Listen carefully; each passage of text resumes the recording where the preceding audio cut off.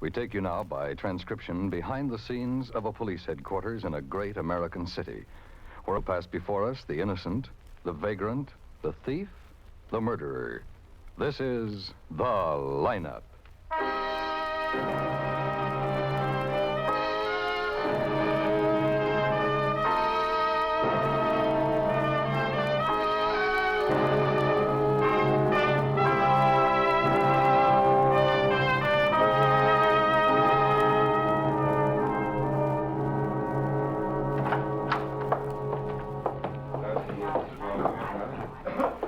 Go ahead, Kenneth. Go ahead. Wasn't this close enough? Well, not quite. The chair right down there. Oh. Go ahead.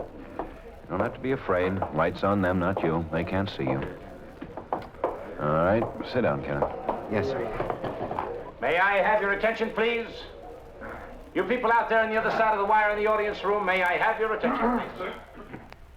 Thank you. My name is Greb, Sergeant Matt Greb. I'll explain the lineup to you. Each of the suspects you will see will be numbered. I'll call off a number, their name and charge. If you have any questions or identifications, please remember the number assigned to the prisoner as I call his name. At the end of each line, when I ask for questions or identifications, call out the number. If you're sure or not too sure of the suspect, have him held. The officers who took your name will assist you. They're seated among you. The questions I ask these suspects are merely to get a natural tone of voice, so do not pay too much attention to their answers, as they often lie. Bring on the line. All right, boys, come on, move it along. Snap it up now. We're late this morning. Go to the end of the stage, turn and face front with your hands to your side. Well, Kenneth? Come on, let's hurry, boys. He's not there, sir. You now, sure, when Kenneth? you answer my questions, You've got to be sure. Speak up so the people out I there told you, can- sir, he was wearing a red checked shirt. I am sure he's not up All there. right. All right, Kenneth. Number one, We'll leave and wait Albert for the Weiss. next line. Is that Weiss or Weiss, Albert? Please. Albert Weiss, vagrancy. When did you hit town? Well, sit down, Kenneth. We'll wait here. Oh, Lieutenant Guthrie, Yeah?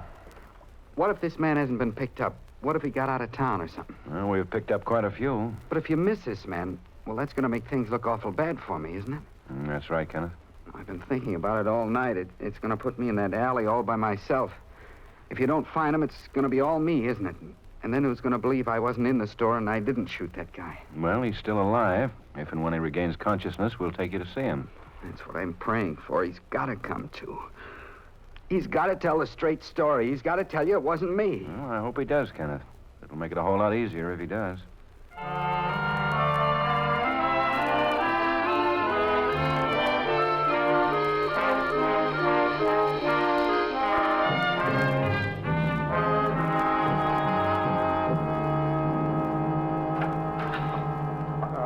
Hi, Ben. He's not here yet, huh? He's having his lunch. He'll be up any minute.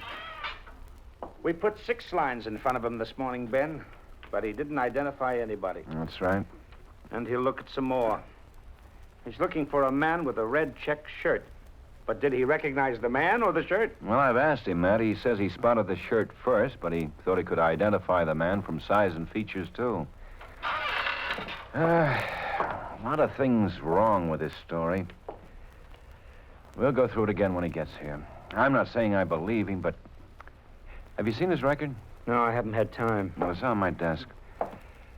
He got into trouble a few times when he was younger. Then, year before last, he was put into the state school, mainly on the strength of his previous record as a delinquent. Here. He was there for 8 months, sent up without any actual evidence against him. They called him a psychopathic liar and sent him up on the basis of the testimony of others and his previous behavior. Well, he could have been innocent. I suppose so. Well, we'll try to get some more proof, if that's what you mean. That's exactly what I mean. All we've got on him now is location. He was there outside the store that had been robbed. But he didn't have any money on him. Paraffin test last night said he hadn't fired a gun. Yet Wordman was lying inside the store, shot through the spine. Somebody did it, Ben. I'd like to be sure we get the right one. Kenneth Munson, Lieutenant. Oh, yeah, thanks. Come on in, Kenneth. You remember Sergeant Graham? Yes, sir. Hi, Kenneth. Sit down, Kenneth. Here, right here. I want to go through what you told me last night again, so Sergeant Greb can hear it all. Yes, sir. Tell us about how you happened to be in the alley. Well, I was on my way home. It's the way I always take. It's shorter than going around by Langdon. Where were you coming from, Kenneth? From my girl's house. Her name's Rosemary Kelland. Didn't you ask her about it, Lieutenant? Not yet. What time did you leave her house? Well, it's only about 10 minutes away, so whenever the trouble was... 11:30 on the nose. Well, then I left her place about 10 minutes before that, I guess. Any special reason for leaving at that time, Kenneth? 20 minutes after 11? No, sir. I don't think I even knew what time it was. We were both sleepy, and I was supposed to go to school this morning. She go to school, too? No, sir. She quit last year. Joseph Wordman closed his delicatessen every night at 11:30. Do you know that? I don't think I ever noticed. You passed by there almost every night, didn't you? Yeah, but I passed a lot of places on the way home. I never paid much attention to any of them. Why should I? You think I'm lying, don't you? Well, we're just going over your statement. Well, I'm not lying. I don't care how bad it looks for me. I'm telling the truth. I should have run away. If I had it to do over again, maybe I would. I even wanted to, but I didn't. If you're honest and tell the truth, things are supposed to work out Now, for you. hold it, Kenneth. That's what I've tried to do since I got out of that school. I haven't done anything wrong. You can ask the probation officer. I've got your parole record, Kenneth. It's a good one. But now it isn't anymore. I've been picked up for questioning again. My record would be better if I'd run away, but I didn't. I was coming through the alley and I heard some shots. You were coming from 4th toward 3rd. I was about halfway through. Then this man I told you about came running toward me. I ducked out of sight so he wouldn't see me. When he went by, I noticed a red shirt. Anything else about him? Well, it was pretty dark. He didn't look much taller than me. I don't know about the rest of his clothes, but I don't think he was wearing a hat.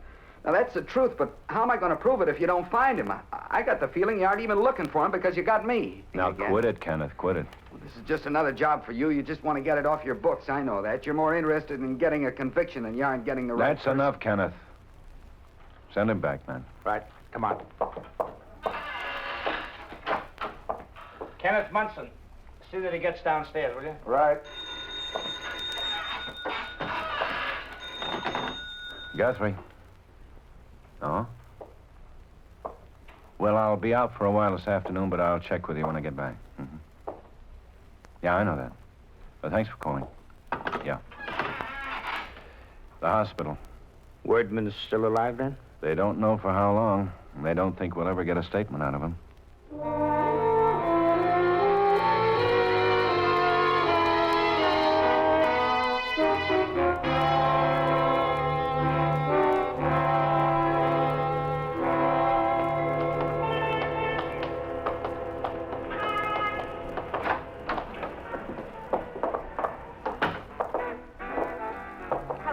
Hi. No, I won't need a menu.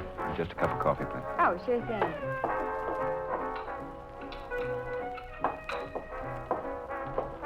Thanks. Are, you Rosemary Kelland? That's right. Police. My name is Lieutenant Guthrie. Oh, it's about Ken Munson, isn't it? Yeah. He said he was with you last night. I thought I'd come and talk to you. Wait till I get rid of this coffee. Do you think he robbed that place? Well, I'm not sure yet. Do you think he did? No. I don't think for a minute he did. I suppose you feel you know him pretty well? Yeah, sure I do. I've known him for over 6 months. Well, what makes you feel so sure he didn't do it, Rosemary? He just couldn't. He couldn't leave my place and all of a sudden turn into somebody that could walk in and shoot a man. Wordman had turned around to get a gun of his own. He was shot in the back just after he opened the drawer. I don't care. It wasn't Ken. He couldn't have been thinking about robbing someplace while he was with me. It's hard to explain. Now, what did he talk about? Well, I don't want to pry into anything that's none of my business, Rosemary, but there's a lot stacked up against him. It may be false, and I can't learn the truth without asking questions. His record doesn't help. His record? Yeah. You know about that, didn't you? No. He didn't tell you that he was sent to the state school for correction year before last? No. That he's out on 2-year probation now? No, he never told me anything like that. Strange you didn't hear it from some of his friends. Well, I've never met any of them. I guess he didn't want me to. What did he say about himself? That he went to school out west for a semester. In Denver, where he has an uncle. He wanted me to marry him and go to Denver when he graduated. He graduates this year, doesn't he? Yes, in a few weeks. I told you I thought I knew him. But I guess I didn't know him at all, did I? What about the money for the trip to Denver, Rosemary? He said he was going to borrow it from his stepfather, Vern Chris. Ken said he'd promised to give it to him to help him get started. Well, how much? $300. And then with what I have saved, it'd be enough. Now, I'm not sure he didn't rob that place. I'm not going to be sure of anything for a long time. I'm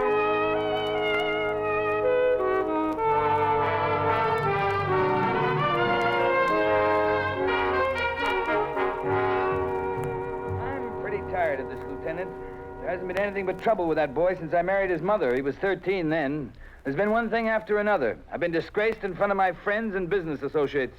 I've been lectured like a numbskull by those stuffed shirt family relations experts we taxpayers support.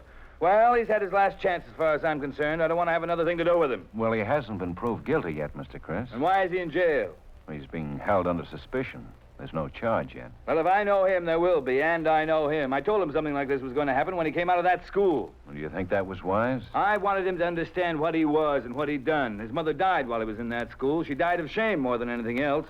I told him there was one chance out of 100 that he'd go straight, but I'd take that chance. I'd give him a roof over his head until he went wrong again, and then out he'd go. Well, he's out. He gets nothing from me. Did he tell you about the girl he was going with, Mr. Chris? No, but I can imagine. Well, he evidently wants more out of life than a roof over his head. He seems to have a thought or two about the future. But whether that will stand for him or against him, I don't know.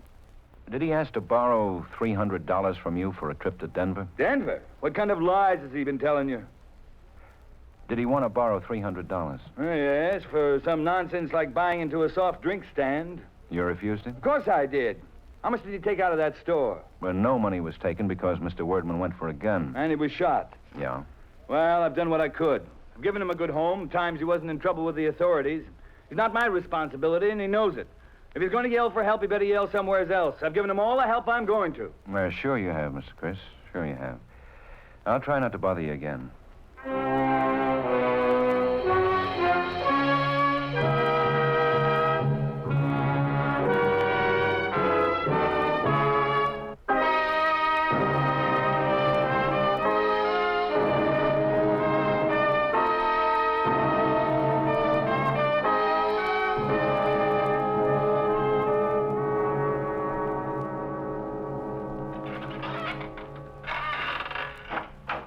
Kenneth Munson, Lieutenant. Oh, thanks. Come on in, Kenneth. Sit down, Kenneth. Yes, sir. Did you find that man, Lieutenant? We've held you almost 24 hours now, Kenneth. According to statute, we'll have to let you go late tomorrow, I guess, if we can't bring a charge against you. I was hoping you found that man. Well, we haven't yet. It seems to me we have enough to bring a full complaint against Kenneth Ben. Well, it's not up to us anyway, Matt. Well, who is it up to, sir? Well, you don't think any court is going to read our report and not recommend a full complaint, do you, Ben? You never know. I'll lay you 20 to 1, Ben, if you want to lose some easy money. Who is it up to, Lieutenant? The court, Kenneth. Actually, the full complaint is made... Guthrie. Oh? Yeah. Uh-huh. Well, okay, thanks for calling, Dr. Brand. Dr. Brand? Yeah. After the full complaint is made, Kenneth, your case is turned over to the grand jury. They look at all the evidence, the report handed in by Sergeant Grebb and me, copies of your statements, statements of all the witnesses. Court weighs all the evidence against you, and if they see fit, they'll vote an indictment. Then it doesn't look very good, does it, sir? I'd say it looks very bad. Well, these witnesses, didn't any of them see the man with a red shirt? What did Dr. Brandt have to say, Ben? Did Wordman die and turn this into a murder case yet?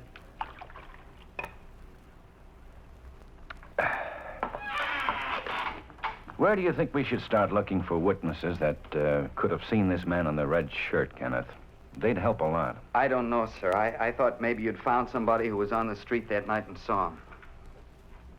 What about Denver, Kenneth? What? Denver, Colorado. Oh. Well, I used to kid with Rosemary about it. Well, I guess she was playing it straight. She's one of the witnesses I was talking about, Kenneth. You know what she's going to tell the court? No. A man from the prosecutor's office will be there. He'll Bring up your old record where they called you a pathological liar. Do you know what that means, Kenneth? Yes, sir. He'll ask Rosemary if you ever lied to her. And she'll say she's not sure anything you ever told her was true. No, that isn't right. You told her you wanted to marry? I did. I still do. I love her. Well, not enough to tell her the truth about yourself. You didn't tell her about your record. Well, that's right. I didn't tell her about my record. If you lie to the girl you're going to marry, you'll lie to everybody. No, it wasn't a lie. Well, what was it? Well, I'm ashamed of my record. I didn't think there was any harm in not telling her about it if I didn't have to. But why didn't you tell us you'd lied to her? Well, it wasn't a lie. It just never came up. Don't cut it too fine, Kenneth. You told her you went to Denver, that you had an uncle out there. I know I did. That was sort of a lie, but it wasn't a bad one. It didn't hurt anybody.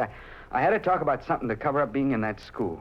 Well, you must have figured we'd tell her the truth. I don't know what I figured. Maybe that she'd cover up for you? I didn't think anything. I knew she'd learn the truth. And if she knew it'd help me and she thought I was worth it, maybe I did sort of hope that She'd cover up for you? Well, it doesn't sound good that way. She wouldn't be covering up for me because I didn't do anything. You told her you were going to borrow some money from your stepfather so you could take it to Denver. I did try to borrow some from him. You told him you were going to buy into a soft drink stand, didn't you? Yeah. There wasn't a chance he'd let me have it if he knew I was going to Denver. Didn't he like your uncle that lives there? Were you going there? Yes, I was. Why, Kenneth? Why Denver? Well, I've been reading about it. It sounded good. I wanted to get out of this town. Get out of town or away from your stepfather? Well, both, I guess. He wanted to get rid of me.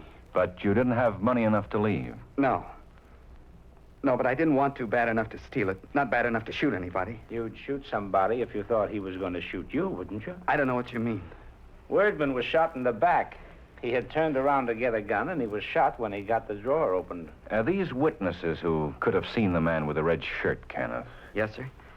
You said you hoped we'd found somebody on the street who might have seen him. Yes, sir. Where did you see him? In the alley? You were in the alley, and you saw him coming toward you in the alley? Yes, sir. Then why would you think the witness would have to be in the street? Did you see him on the street? Well, it seemed like he came into the alley from the street. You could tell that from where you said you were, halfway down the alley? Well, I'm not sure. Well, then why did you say the witnesses should be on the street? You must have seen the man come from the street. Well, I thought I did. But still, from where you were, you couldn't have seen him come from the street. Well, I don't know. I thought I did. Well, you never told us that before, Kenneth. Maybe you just remember. Well, when you mentioned it, it seemed like that's where he came from. But you mentioned it, Kenneth, and it's very important. That's where the gunman came from. Maybe you know more about the gunman than you're telling us. No, I don't know anything. Maybe he's a friend and you were with him and you're protecting him now. And maybe he wasn't wearing a red shirt at all. Yes, he was. I don't know anything about him except what I told you. He shot Wordman. Then he ran out the front door, onto the sidewalk, and then into the alley, Kenneth. And you're the first one that's told us that. How did you know? I didn't know. I was coming through the alley. I always go home that way, and then I saw this man. You said you heard the shots first. Yes, I heard the shots, and then I saw him. That's the truth. It's the truth. Guthrie. Oh? And what did he have? And what does he do? Okay, I'll be out. I'll be back in a minute, man. Yeah. I knew you were busy in there, but I thought I'd let you know. Sure, Quinn. It's time I got something. Where did they find it? On the roof of the building that backs on the alley. The ground didn't pay off, so Asher moved up on the roofs this afternoon. They found the red shirt first, bunched up and knotted tight enough to throw with a pair of gloves inside. Any way to get down from this roof? Yeah, 40-foot drop. The gloves show anything? They're thin leather, but thick enough to stop powder fragments from reaching the hands. The gun was farther up toward the front of the building in the gutters. The .38, fired twice. Yeah. Well, I'd like to see the stuff as soon as it comes in. It sort of looks like there's something to your boy's story at that. Yeah, it does, Quinn. Thanks. That's the way we feel about everybody we question. We don't like it any better than they do. It's just our job. Well, we just got a break, all of us. What, sir? Your story has some basis now. Red shirt and a pair of gloves and a gun was found on the roof where this man you saw must have thrown them. They found them, sir? Yeah. Matt and I have wondered why anybody planning a job like that would wear something as conspicuous as a red shirt. Well, now we know why. So he could change his appearance. Well, then you can let me go. Well, there's probably not enough to bring charges against you now, Kenneth. Looks like we can clear up the whole thing in about 20 minutes. How, sir? Well, we got another break. One you've been praying for. Wordman has regained consciousness. We can take you to see him. No. What, Kenneth? I mean, I thought it was all over. Oh, it will be then. Well, I don't want to see him. Why not, Kenneth? Well, I don't have to. It's all over. Well, you said yourself you'd tell us the truth. Well, come on, Kenneth. No. I don't want to. Well, why not? What? Because he'll tell you I shot him. Well, you've wasted a lot of our time, haven't you? They told me he was dying, that he'd never come to. But it was worth it. Every minute was a chance to get out of it. Shooting him was worth a chance to get out of this rotten town. And a few mistakes, and I never had a chance to do anything good. Now I don't care what happens. Send him down, man. Tell Quine to get a clerk. Come on. I'll see you later, Kenneth. Kenneth Munson. Get him set up to sign a confession, will you, Quine? Okay, Munson. This way. Well, come on, brighten up, Ben. He had it coming. And he's lucky he's not facing a murder rap. He is. Huh? Oh, I hated to do it that way. When Dr. Brandt phoned, he called to tell me Wordman had just died. Oh. But you know, there was no other way to get around that kid's lying.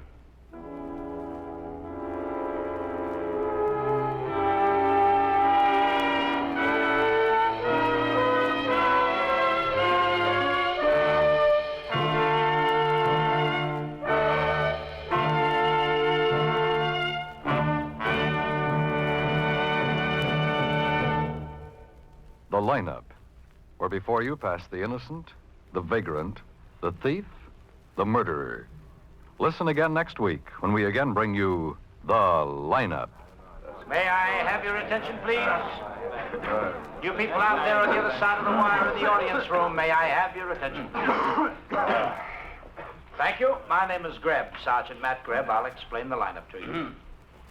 Each of the suspects you will see will be numbered. I'll call off a number, their name and charge. If you have any questions or identifications, please remember the number assigned to the prisoner as I call his name. At the end of each line, when I ask for questions or identifications, call out the number. If you're sure or not too sure of the suspect, have him held. The officers who took your name will assist you there, see.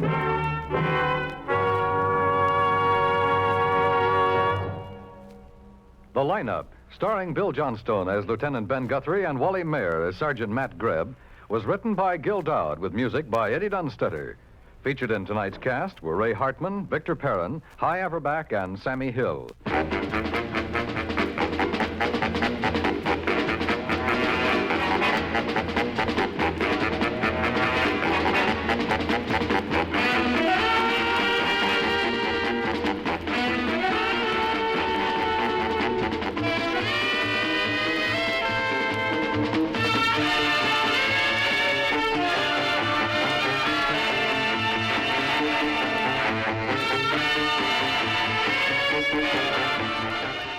This is the United States Armed Forces Radio and Television Service.